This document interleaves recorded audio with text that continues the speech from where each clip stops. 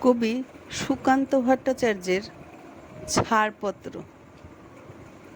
যে শিশু ভূমিষ্ঠ হলো আজ রাত্রে, তার মুখে খবর পেলুম সে পেয়েছে ছাড়পত্র এক। নতুন বিশ্বের দ্বারে তাই ব্যক্ত করে অধিকার। জন্মমাত্র সুতীব্র চিৎকারে, খর্ব দেহ নিঃসহায়, তবু তার মুষ্টিবদ্ধ হাত উত্তোলিত, উদ্ভাসিত কি এক দুর্বোধ্য প্রতিজ্ঞায়। সে ভাষা বোঝে না কেউ, কেউ হাসে, কেউ করে মৃদু তিরস্কার।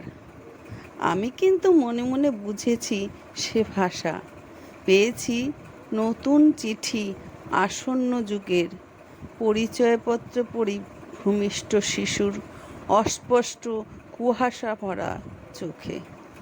এসেছে নতুন শিশু, তাকে ছেড়ে দিতে হবে স্থান। জীর্ণ পৃথিবীতে ব্যর্থ, মৃত আর ধ্বংসস্তূপ পিঠে চলে যেতে হবে আমাদের। চলে যাব, তবু আজ যতক্ষণ দেহে আছে প্রাণ, প্রাণপণে পৃথিবীরই সরাবো জঞ্জাল। এ বিশ্বকে এ শিশুর বাসযোগ্য করে যাব আমি। নবজাতকের কাছে এ আমার দৃঢ় অঙ্গীকার।